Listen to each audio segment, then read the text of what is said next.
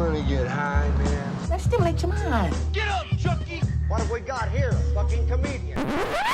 Rojan Kim?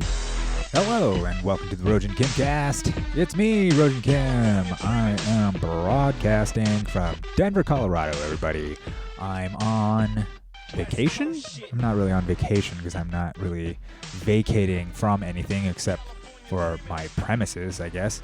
There's no real reason for me to get out of LA. It was nice. I thought I would get out of the city for a bit, visit the folks, the missus's folks. Not my folks. My folks are gone. My folks don't want to see me, but other people's folks do. And if it wasn't for the kindness of other people's parents, I frankly wouldn't even be here. Okay, I'd be probably dead or in jail. So thank you, parents of others. All right. Sometimes your own parents. Sometimes when it's like honor thy mother and father, I'm like, how about their mother and father? Can I honor their mother and fathers? 'Cause they actually did a lot for me, much more. I mean, basically did stuff for me because of the stuff that was done to me by my own folks. Folks is a weird thing, right? Everything's folks now. You hear that? You hear the term being used a lot. Folks. There's white folks, black folks, brown folks, queer folks. Everything's folks. Folks. That's all, folks. Folks used to be like everybody. Folks used to be like all the folkin. I think that's what they're called. That individual folk. That they were. Wait, folks is plural. Folk is plural. Hey, I'm part of the queer folk. I don't know. I actually don't want to take any more time on this. It's just the division of everybody into little tribes, separation. It's just, it's that marketing stuff. That good old marketing divvying up of the population. That's what's going on. That's what's going on. I don't even know what I'm saying right now. I'm just rambling. I'm in Denver. It was a long drive. It was a 15-hour drive. Did it in one straight shot, straight through. It was like, boom, California, Nevada, Utah, Colorado. Oh, little corner of Arizona, Colorado. And it's really interesting going through these states and seeing how the pandemic is affecting other states, right? Because Nevada is a pretty mask-heavy place. Everybody's wearing masks. It didn't really stop in Arizona, but I can guess that, it's probably willy-nilly because that's what Utah was like. I'll tell you what. Utah, they did not care if you wore a mask or not. I mean, some places would have a sign and other places wouldn't. Some places would have a sign that says, please wear a mask, and then the fucking person at the checkout counter didn't have a mask. Like, there's no real rhyme or reason. But otherwise, it just seemed fine. I mean, I don't know. Honestly, it's been fucking 6 months. 7 months. It's been 7 months, okay? And back in January and February, when I was learning about the coronavirus, I was like, oh, fuck, this shit is crazy. They shut down China. They shut down, they're shutting down everything. And then March, it came here, and I was like, holy shit, people are going to be dead. We're going to be dead. Everybody's going to be dead. And then April, we're like, all right, we're flattening the curve. And then May, it's like, okay, I guess we're still doing it. Oh, it's spiking. Fuck, it's spiking. We're all dead. Okay, and then June came, and it was like, okay, it's hot. People are going out in the beach, and no one seems to be getting sick. Plus, there's all these protests now, and it's people are getting sick from that, yes or no? And then, okay, so it seems to be okay. And now that Trump has it, everybody's like, fuck, we're all going to die again. But now Trump is okay. So now it's like, I guess we're not going to die. Or I guess only he doesn't die. Well, fuck it. Why doesn't he die? Why isn't he dying? Tell that to my mom who died and he doesn't die. I mean, I don't know. At that point, not sure what to say except fucking he's the president, for God's sakes. I mean, if he was private citizen Trump, he might die. He might have died. He might have died if he wasn't the leader of the free world and had the nuclear codes, and it was incredibly important that he stay alive, or else the entire stability of the world order could come crumbling down. I mean, there's just a big difference between the fact that the guy is president of the United States versus when the guy was just a game show host or just some branding guy or real estate guy. Nobody really gave a fuck about him beyond him being a fucking douchebag. You know what I mean? Like that. But now, if he dies, it's Pence. You want Pence in there? All right. It's impossible not to talk about. Okay, president getting coronavirus, the virus that we're all trying to not get, or the virus that we all said everybody was going to die from. We're all going to die, and then it seems like, wait, if he's not dying, look, Trump's old and fat and he eats fucking McDonald's every day and he slams Adderall. Like, I don't get, if he doesn't die, what the hell are we locking up for? Like, like the kids could go to school then, I think. You know what I mean? Like, they should be able to go. If Trump doesn't die, if he doesn't die, then what we got, and that's the thing that's going to fucking backfire on all these Democrats and the lefties who have been cheering, yay, cheering for Trump. Yeah, they're like, yeah, they got so much Schadenfreude, they're like, ha ha, ha ha, now you die.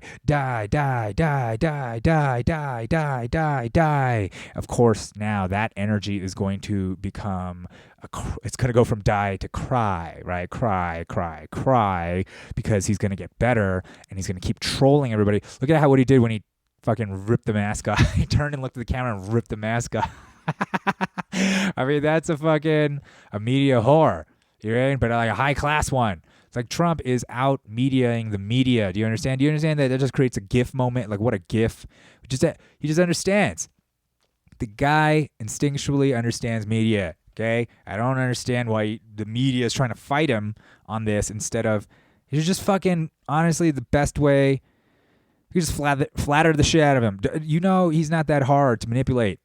But I think that the conflict is manufactured. I mean, it's not just me. I'm some genius. I mean, that's what's, a lot of people are saying out there on the interwebs, right? That it's manufactured conflict, right? That's Eric Weinstein. I think that's how you say it. Weinstein. Don't want to call him Weinstein because that's got a bad stink on it, because of the rape. But Eric Weinstein talked about how we're just all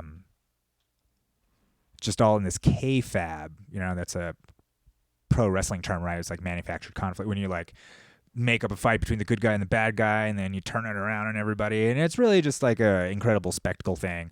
And I really believe that our two-party political system is essentially a KFAB. I don't know since when. Probably after Kennedy got shot. I feel like Kennedy dying and then sort of Nixon taking us off the gold standard, like all these kind of subsequent steps after the Korean War brings us to where we are now, where we are essentially in a new it's like a neo-fascism.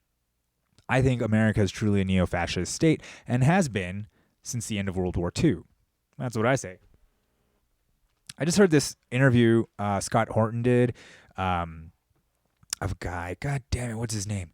The fucking he's a guy who did this article about Korea and how the U.S. used biological weapons in Korea. And the thing is, there isn't direct proof. There's not a lot of direct proof, but he's found enough circumstantial evidence from the fucking CIA. Jeffrey K is his name. He wrote a Medium article that I'm going to check out, and everybody should check out. And it's about communications and intelligence. No, that's not what it's called. It's about, I think if you just type in germ warfare and Jeffrey K, a Medium article should pop up about the evidence that he collected through a CIA dump. It wasn't even a leak or any kind of like spy shit. It was the CIA willfully put out information about the Korean War on the anniversary of the Korean War. They called it baptism by fire, which is also like, is a hilarious but also sinister thing, right? Because the CIA is saying this is like sort of the first successful CIA operation is when they were fighting the Chinese and the North Koreans and using their communications against them. And so they put all that stuff out and they call it baptism by fire. They gave it a cool name and stuff. And I'm assuming that refers to the baptism of the CIA by fire, the fire of war. You know what I mean? Like that's why, that's not why, but that's in line with what I'm saying about it. Like I always say the Korean War is the beginning of the military industrial complex and ergo our neo-fascist state that we've been building upon. And what do we define fascism as? See, here's the thing. I took this class. I was a political science major, okay? At Berkeley.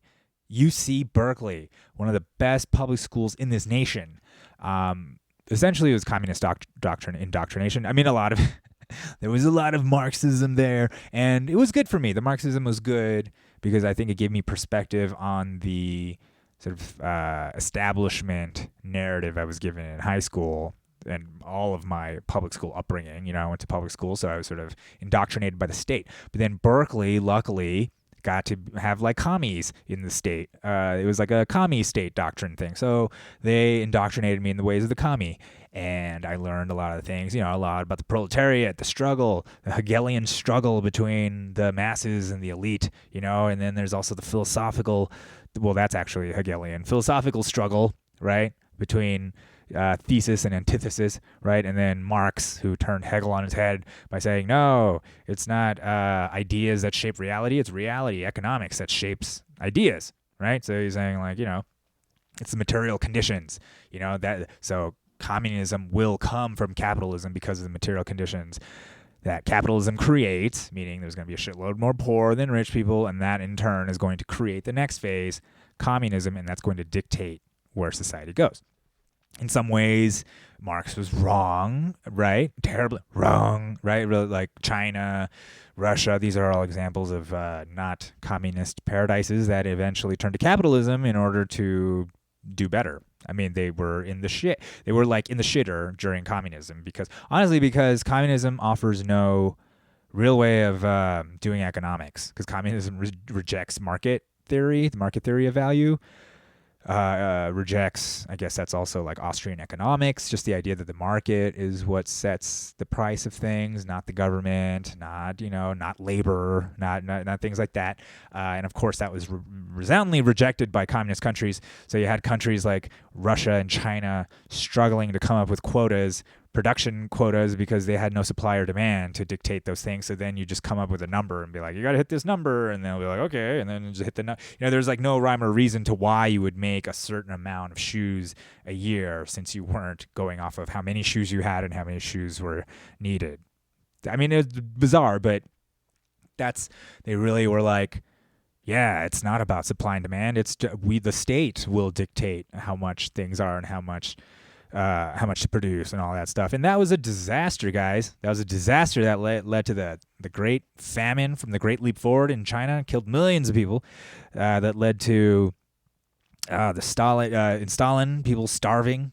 They're just a massive famine. That's what it leads to. Massive famine, and then, of course, the crashing economy, worthless currency, like look at North Korea, right? Of course, there's also the idea that the trade embargoes, when you embargo a country and squeeze it economically, it probably won't do very well. But then you add on top of that like a despotic regime that takes everything, like I'm sure the North Korean elite isn't just doling out all the stuff that it gets. It gets stuff from Korea and China. It gets stuff, it's probably not enough, but it gets stuff and then it doles it out. But I'm sure it's doling, and the juiciest, the best stuff, the cream of the crop goes to Kim Jong Un and his whoever's around him, and then the military elite or the political elite or whoever, the elites. Not really that different from any other country, right? Except they're just not like in the in crowd, They're like, of all the countries, North Korea is probably like the most, I don't know, it's kind of like still stuck in a bygone era. It's still stuck in the Cold War. It's still in the Cold War. The Koreans are so stubborn. The Koreans are so stubborn. We're still in the Cold War. The last, not this one with China, but the last one. The one versus all communism. The one that didn't work out. They're still doing it, right? And they got nukes. Yeah, they got nukes. They got to have nukes. Have you seen what happened in Libya? You see what happened in Libya? They told Gaddafi to give up your nukes and it's going to be cool. It'll all be fine. And then he did. And then Hillary Clinton said, let's invade Libya. And so that's what happens to dictators who give up their nukes. They get a bayonet up the ass, okay? That's what happens. They scream, Allahu Akbar, as a steel bayonet goes right up their rectum. You know what I mean? Yeah. Well, so, there's open-air slave markets in Libya. This is all stuff that this is all stuff that I heard from, like, Joe Rogan or something. You know what I mean? This is not even, like, it's all common knowledge, and we're just like, yeah, okay. But 209,000 people have died from COVID in this country. 209. Trump has blood on his hands. He's got blood on his hands. Well, if you check the record, and the thing is, nobody does. In order to kind of this is what I mean about we're in a neo-fascist state. Like the journalists, the so-called journalists, I mean the corporate media, which essentially seems to be like a mouthpiece for the state, and the military-industrial complex, they don't really care about the millions that have died because of them championing WMDs, telling us that terrorism is a threat, telling us that we need to be overseas in these countries, just spreading the lie that if we got to fight them over there, so we don't have to fight them over here. All of which has been proven to be bullshit. Like none of that is actually real. In fact, what we found out is the reason we're fighting so much over there is because we are over there, and the reason they keep coming here is because we're over there, right? We're over there, and they're like, fucking, we'll show them. They come over here. You know, I've ranted and raved about the Yemeni tribesmen who have blood oaths and can't do anything about the drone strikes that kill their families, so now they have to declare war on all of America. You know what I mean? It's like, it's very disconcerting if you think about it culturally. Like, I just think about this shit from the point of view of these people a lot. I try to do that all the time because I feel like that's something that's never done in this country. All we do, the only sides we talk about are two sides of the same wing, two sides of the same fucking bird, right? Two wings. God damn it, I ruined that metaphor. Two wings of the same bird, two wings of the same mansion. You know what I'm saying? It's just fucking... It's the business party, the military-industrial party, the Mickey Mat. Do I need to say it again? Do I need to go through the whole Mickey Mat again and again? I mean, how many times do you hear this phrase besides this podcast? And if you've been listening to Scott Horton whenever Ray McGovern comes on, huh? How many times? Mickey Mat, military, industrial, congressional, intelligence, media, academic, think tank. Okay? These are all the parties involved in maintaining the status quo, making sure that the U.S. keeps selling 50% of the arms of the world, right? Make sure that Raytheon and Lockheed Martin and all these fucking, and the weapons dealers and all that, illegal ones too, like all of them, all the people trafficking in weapons, and of course with war comes human trafficking, drug trafficking, all the trafficking, okay? That's our racket. Don't you get that? We are the biggest mobster in the mafia. Yeah, we do both sides. We're on the underground side. We're in Afghanistan, and there's a shitload of opium coming out, and there happens to be an opioid crisis in this country. I mean, yes, synthetic opium isn't necessarily derived from opium, but there's also a heroin crisis. See, what you do is you get them hooked on the opioids, and then the heroin ends up being cheaper. Well, it depends. Depends on the market. Sometimes heroin is more expensive than the pills, so you go to the pills. Either way, America is a land of options. Don't you understand? You want it natural? You want it natural from the plant? We got that. We got the plants. In Afghanistan, we got opium fields, poppy fields, just fucking harvesting the world's opium under our control, okay? That's us. At the same time, we run the DEA, which is the public enforcement arm of the drug war, right? Where we go around where drugs are bad, and you arrest people and kill them, and arrest for asset forfeiture, you know, all this stuff. You steal their stuff, whatever. And on the flip side, you got the same government making sure that drugs are flooding our society, both in legal and illegal ways. Legal, of course, you got to go through the legal channels. We have legal cocaine, legal opiates, morphine, all that stuff. You know, there's tons of money to be made there, but the illegal money is so much sweeter. You make so much more in the black market. You make, you know, the costs, they go through the roof.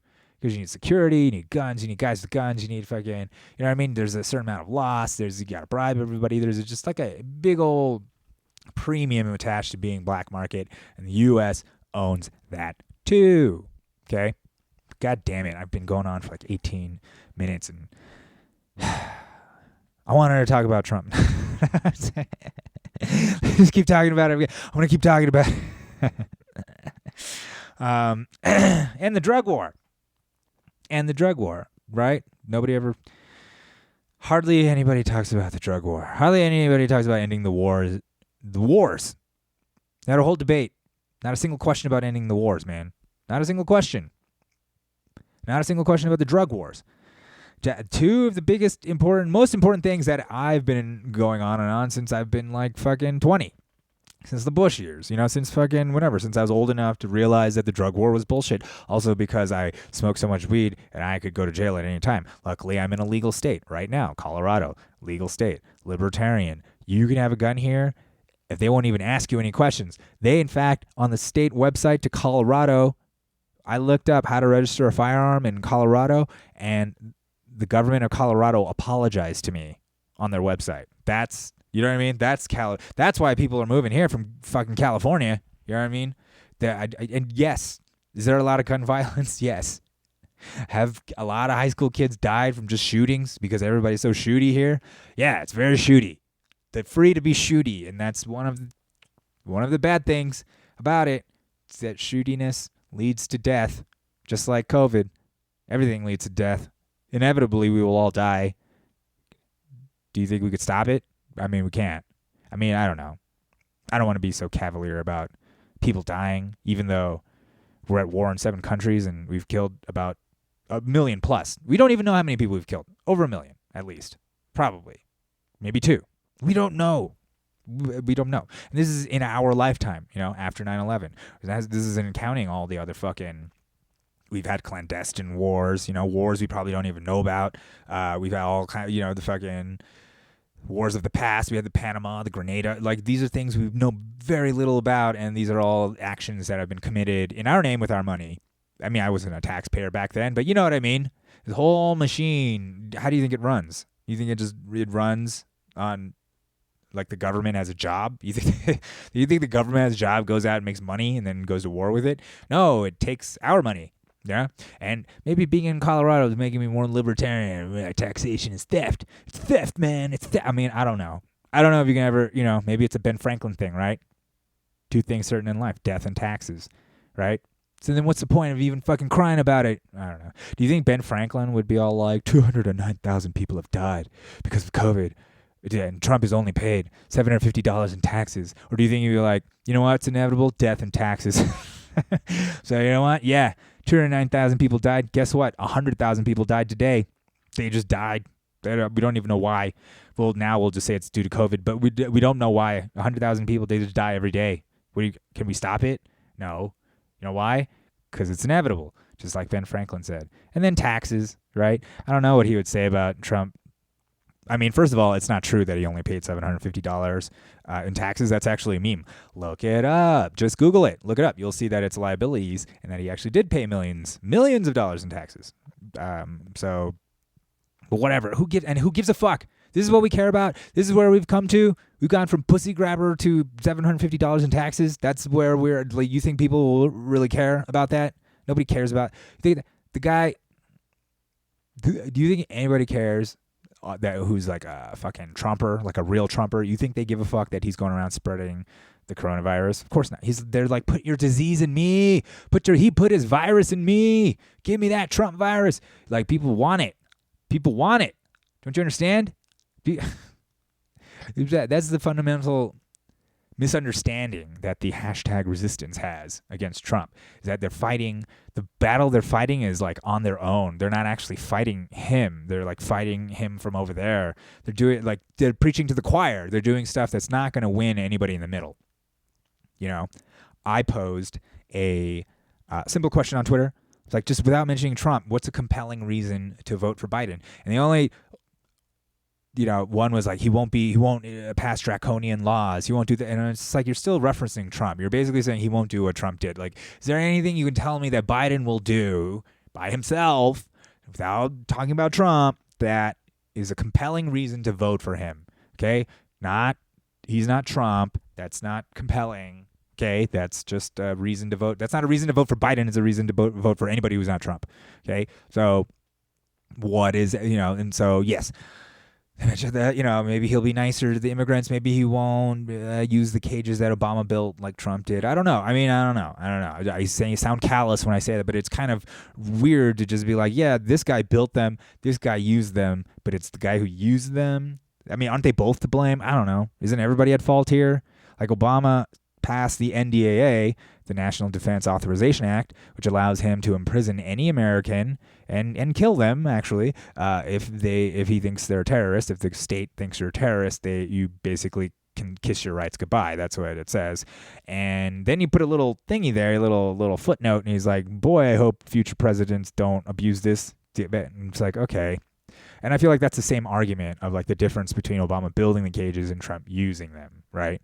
So you're saying like, okay, so Obama granted the power and had the power and built it, but then it's like up to everybody else after him to not use it. Like it just, I don't know. It just seems like a weird.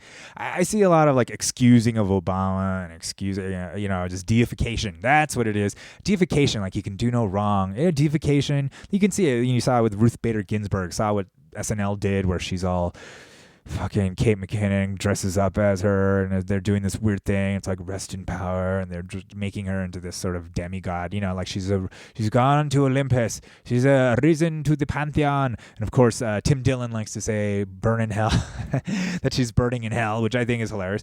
And somewhere in between, the truth lies, right? Because she was Jewish, and Jews don't believe in the afterlife, so she's not either. She's not in heaven or hell, guys. Unless you want to not make her Jewish anymore. Is that what you're doing? Are you taking her soul and converting her to Christianity? Because that sounds like what happened there. And if she's Catholic, she has to be in purgatory. So I don't know. I guess if Amy Coney Barrett died, she would be in purgatory, or she could convert RBG. Like, this is dumb. These are just people. These are just they're bureaucrats. There's like appendages of the state. Sure, it's important. Supreme Court, Roe v. Wade, all that stuff. It's important. I get it. But at the same time, are we really being looked after? Is the court really looking after us, like the people? And I don't know. Do I include myself in the people? I'm an Ivy League educated. What am I, an elite? I guess I'm kind of like an intelligentsia. I guess why? I don't have any money. I'm over $100,000 in debt for school. Right? Is that I'm in the red? Does that make me upwardly mobile? Like my net worth is negative. I'm just educated. I can sound like I have money. I can sound like I went to the best schools. I've gone to the best schools, and they're filled with retards. All right, guys? You just have to know that. You have to understand that. You got to stop putting things on pedestals. Stop deifying things. Stop buying into this idea that some people are better than others, or this is better than others, or this school is better than that, or this kind of thing. It's all fucking relative. It's all bullshit. It's like in community colleges, you'll find freaking geniuses. Okay? That may never see the light of day, and in Ivy League schools, you'll meet goddamn. They're even retard is like, it'd be great if they were retards. God damn it. No, it's more like it's this middling, basic bitch kind of just conformist, but like elitist conformist, that coastal liberal elitist conformist kind of MSNBC, CNN kind of thing. You know what I mean? Like that's the line, but we're the resistance. There's kind of weird line that we're like, you're literally middle-aged, mainstream thinking. You follow the dominant paradigm. All your beliefs are parroted by the corporations and the mainstream media. Like everything you think and say and believe is reflected in companies, sports. Fucking everybody agrees. So I don't understand how can that be resisting? How is that resistance? Doesn't make any sense. How is that countercultural? That's the culture. That is establishment. You're establishment. And so I think what we're dealing with is a lot of people coming to terms and frankly not doing well, having a hard time coming to terms with the fact that they're squares now. They used to be cool. They were young and hip and cool. They used to resist and they used to be against, the war. They used to be against, it was so beautiful back then. But now they're fucking popping out kids. They're worrying about their homes. They're worrying about who's going to be president. They're worrying about the future. They're worrying about and that naturally makes you conservative. Okay, but not conservative in the way that we've defined it nowadays in a political spectrum. Like you're on Fox News watching conservative. No, conservative as in like this is what we all believe and this is how we want things to be and this is how things are going to be. That's a very conservative mindset, right? The idea that like we just like things the way that we, all the people saying we just want things to go back to normal, the way things were. You know what I mean? Really, the way things were, but back for like we were still in 7 wars. There was 10 cities of homeless people. It said you're okay with that. You're okay with the misery and suffering of the downtrodden and the people you say you care about. Because that was been going on this whole time, minus the pandemic, before Trump. All that stuff's been going on. But now that Trump's in office and the pandemic happened, now it's not normal. So then it just sounds like, I don't know, it just sounds like you're talking about yourself. Like, you're not talking about somebody who's been struggling. People have been struggling. People have been fucking barely making ends meet, okay, since the financial crash, since fucking 9/11. You know what I mean? Says that people have been struggling. People have been getting sick from being first responders, and the government will deny them money and care. Okay? That's what's been going on. And this isn't because of Trump. I mean, and that's not to say Trump is fucking great or Trump has done nothing wrong. Like, he says plenty of shit that Trump's done. It's completely, his foreign policy is god awful. He's still in Yemen. He's got blood in his hands. He's got blood on his hands, but it's that. Do you understand? It's the same blood we have on our hands. It's like saying he has blood on his hands because of COVID. It's like saying fucking Pelosi, de Blasio, again, all of them, Cuomo, they all have blood in their hands for not opening, for keeping it open back in the day and being like, everybody go to Chinese New Year and everybody should go to the movies and everybody don't be racist. Like that, they have blood on their hands. What about them? No, they're the good guys. They're the good guys, right? I don't know. I just think that, here's the thing. Trump is a branding guy, okay? That's his only, he's not even really good at real estate, okay? I mean, he was good at being a game show host. That was probably pretty good for him. But he's not good at business. He's not good at real estate. But he was good at branding, okay? Getting that Trump name out there, putting his name on everything, selling his name to people so you could put it on there. Trump brand, Trump brand, Trump brand, Trump brand, And Trump brand, honestly, was not synonymous. It was like with greatness. It was not synonymous with like Trump steaks were shit. Trump University was shit. You know what I mean? The Trump Hotel, I've never been, but I don't know. I'm sure it's okay. Whatever. I'm just saying, the guy's a branding guy. And all the so-called resistance has done has increased his brand. They just run off his brand. That's basically it. Remember 2016, after the debates, he called Hillary a nasty woman, and then there were all these nasty woman shirts, and then the grab him by the pussy thing, so there's pussy hats. There's all this like reactive merch. That's right. That's something Tim Dillon was saying. What kind of resistance has merch? What kind of revolution has merch? You know what I'm saying? They're fucking making money off of Trump, right? That wasn't even something they came up with, the whole pussy hat. It's all in reaction to things he's done, right? Bad hombre, co-thief, everything he's done, it just becomes a meme, and the people who hate him use the memes, and it's just like all you're doing is making his brand stronger. That's all you're doing. Even now, okay, when I posed the question about how let me just give me a reason to vote for Biden without mentioning Trump. And it's hard. No one can. Let's go back to the Obama years where we were also fucking the poor and the brown people around the world, the Muslims who are crowding the... Why do we have an immigration problem? Because of all the Muslim countries we bombed. I mean, I had a conversation with a friend on Twitter, and he was like, immigration crisis. Where I was like, you mean the ones that come here from the countries we bombed? And then he switched over to Central America. Because, his wife was Central American. So I was like, what about Obama's policies? Did the Central Honduras, like that was us. Like that was us as in the United States, not Trump. That was like, we fucked up during the Reagan years. I mean, all throughout the 80s, 90s, aughts, like all the decades we've been fucking with South and Central America, trying to do a coup in Venezuela. We fucking dollarized Ecuador. We fucking, you know what I mean? Like fucking El Salvador. We fucking funded the Rightwing Sandinistas. There was this whole, that's what the whole Iran-Contra scandal was about. It was about Nicaragua. That was about Nicaragua. And then there's Nicaragua and El Salvador. We funded right-wing militias to form, and they formed death squads in order to take over their countries, and so that they would have policies friendly to the United States. We've done that. Read Confessions of an Economic Hitman. That's what we've been doing. We've been doing this, not before Trump, before Obama. Been doing it, okay? And both presidents are equally to blame for all the same policies we have. See? That's the whole thing. But, I mean, honestly, it kind of sounded like my friend just wanted to vote for Biden because of his wife.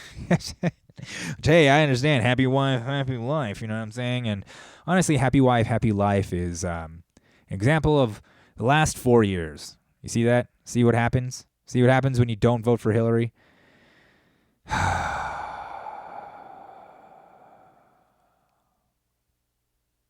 Well, I don't know. I mean, in some ways, I feel like, listen, okay, here's my preface. I love women, all right? I fucking love them. I respect them. I don't really talk shit about women or think they're bad, but Jesus Christ, I think they've ruined everything. I think they've honestly ruined everything. The last 4 years, oh God, Jesus, you're out. You know what I'm saying? It's like what I was saying about Ronda Rousey not shaking hands. The whole country's burning now. Okay, Hillary Clinton wouldn't concede. Now the country's burning. Right? They never conceded. They keep asking, will you concede to Trump? He fucking never got a shot as president because they kept saying he was a Russian agent. Do you remember the Russian agent thing? Russian agent. Anybody? It's all got, no one remembers anything anymore. But he was a Russian agent for 3 years. And then they did the Ukraine thing. It had nothing to do with the Russian agent thing, but they tried to push that through and impeach him, and that failed. Then the pandemic came. And now they're like, he's got blood on it. This is the worst the country's ever been in the past 6 months. Everything was fine up until 2020, March 2020, and then it's all a bunch of shit. Like, it just doesn't, the argument doesn't make any sense. It doesn't make any sense. You got to have something. You got to have a policy. Healthcare. Give us healthcare. Why won't they just legalize weed? Something. Nothing. Not a single concrete thing besides I'm just going to get rid of him. That's it. Not him. Literally, that's it. Nothing else. Nothing else. First president to step foot in North Korea. Okay? Some journalist was all like, I felt safer in North Korea than I do reporting in the White House because of Corona and Trump had Corona. And it's just like, you fucking moron. You felt safer in North Korea than you were obviously a puppet and a tool of either the imperialist U.S. state or fucking the communist state Kim Jong Un. You're obviously a puppet of the dear leader if you felt no fear. You know what I mean? You should feel... You didn't feel any... All right. I mean, it's just, don't fucking invoke North Korea and all of this. Just get out of here, all right? What do you know about it? What do you know? I mean, what do I know about it? I don't know about I don't know about it. I don't even know about South Korea, guys. I barely know about Koreatown. I spent a lot of time there. That's where I spent most of my time. I should learn more about it. But, frankly, well, I do have very fond memories of Koreatown being chased by Mexicans. But, you can't always relive our youth. You know what I'm saying? We can't always relive the youth of our days. What the? All right. All right. What else do I want to... okay, Trump branding. That's the thing. That's what I was... Okay. What is it that the other side has to offer? Because otherwise, all I'm hearing is Trump. Trump. Everything is in Trump. Everything is in response to Trump. Right? How is there any way? That's why he's going to win, because everything's in reaction. Even the resistance is in reaction to him. And so check this out. Somebody tweeted me. I tweeted that, and then somebody tweeted me back. Okay. I was like, Trump will win because even the hashtag resistance, everything is framed around him. And then somebody said, just like WW2 is framed around Hitler. And I was like, then why didn't we enter the war until after Pearl Harbor, genius? World War II is all about Hitler. We didn't go to war in Europe until after the invasion of Normandy was like 42 or some shit. Like, what are you talking about? Are you talking about, moron? All right, I'm sorry. It's not a moron. It's not nice to call people dummies like the president does. It's not. He didn't actually in the debate. If you look, the ad hominem attacks. Did I fucking say that? Ad hominem attacks started with Joe Biden. He called Trump stupid. He called it, and then Trump was like, "You graduated. You said you graduated first. You graduated last in your class. Don't ever use the word stupid with me." And then Joe Biden was like, "I am dumb." Like, because that was even Kim Jong Un said Joe Biden was dumb. Everybody has said Joe Biden is dumb. That's just a running thing. Joe Biden is dumb and a plagiarist. Those are his known qualities. Up until now, where he seems to be the savior of humanity.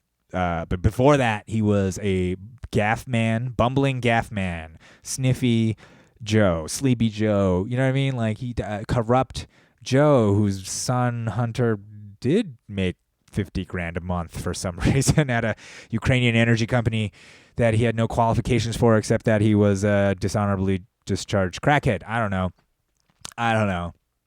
These people are all corrupt. All of them are corrupt. At least the corrupt one in office now, everybody knows is corrupt. I mean, come on.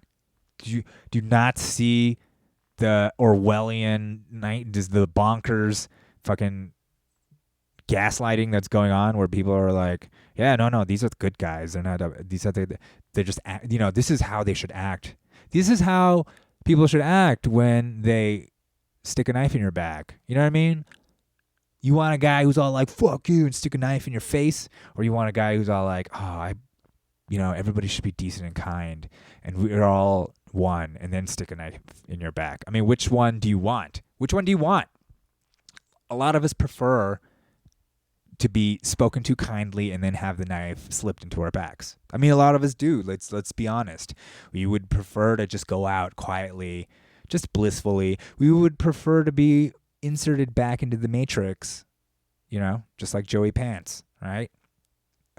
We would prefer to live in ignorant bliss, and then just die poisoned, our air poisoned, our water poisoned, radiation. Who knows what's going on? We don't know what's going on. We're just going to die, and that's fine.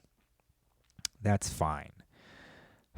Man, I wanted to talk about Armenia, secret Nazis, all that stuff. I don't know, but maybe I've gone too far. But I guess I do want to touch on, all right, last thing.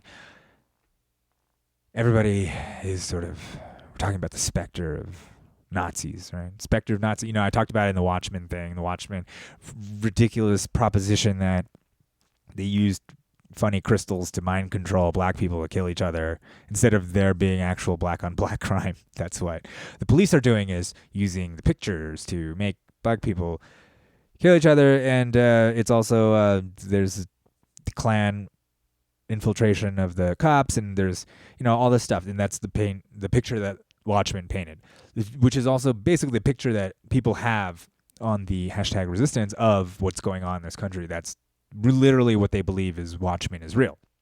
That the order of the Cyclops has infiltrated all the police, and then everybody's racist, and this and this and that. And I think that that's, to me, a very good diversionary tactic, right? Make it about race. Make it about race, because then it won't be about class. Economics. Fuck economics. It's never about... People are like, economic anxiety. No, they're racist. They just double down on this race thing. And then you wonder why people secretly vote for Trump, Why you wonder why people are like, fuck. Well, fucking Joe Biden represents the people who've been in power for 50 years, and they haven't done shit for us. They really gonna do more shit for us?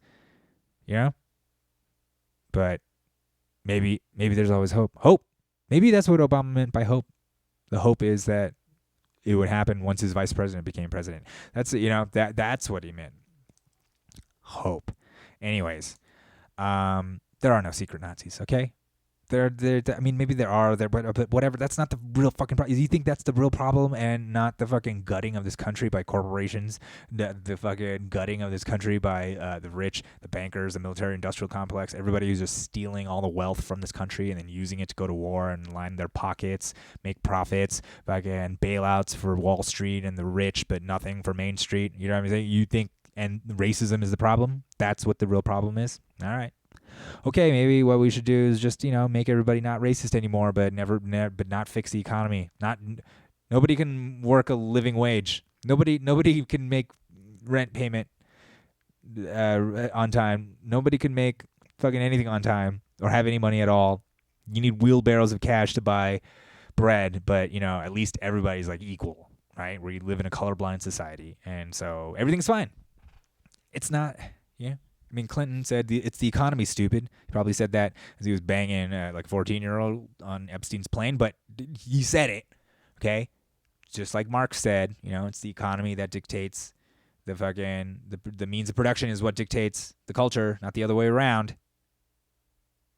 And it's weird that the party of socialism is trying to be Hegelian in their diagnosis of the world. It is strange, isn't it, that it's not economic? That is weird. That's another weird thing. Maybe I'll tweet that. But it is weird that fucking the party that's supposed to represent socialism and the left is turning Marxism on its head, and is because cultural Marxism is essentially isn't it just Hegelianism? Hegelism? I don't know. Hegeling? Isn't that what it is? Hegel? Don't hegel me.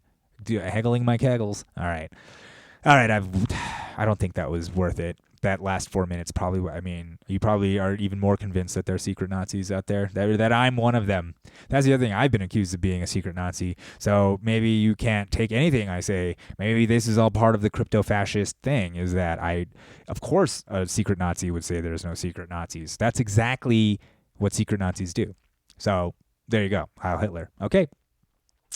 That's me now. That's me. That's my thing. I'm a secret Nazi. There you go. There you go. You got it on tape. You could play that over and over. I'm a secret Nazi. It'll be an ad, or I don't know why there would be a political attack ad for me. I'm not. Wouldn't that be funny if both Biden and Trump released ads that were just Rojan Kim thinks there's no secret Nazi.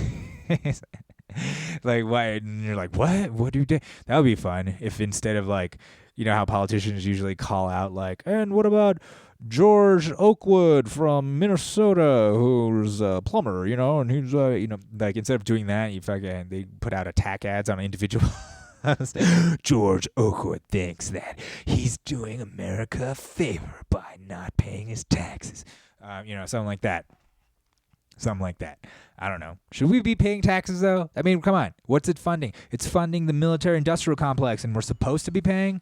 We're supposed to shame people for not putting in our fair share towards the murder of millions of brown people around the world, starving of babies. We don't. All right.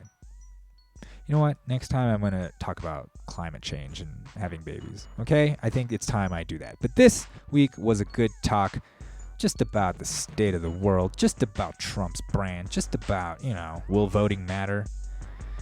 Does any of this matter? I don't know. Anyways, thanks so much for joining me today on the Rojan Kimcast. I appreciate you listening. Please follow me on Twitter, Instagram, and all that stuff. Please subscribe on Spotify, Google, Apple, wherever you can find those podcasts. And that's all. Thank you. Goodbye.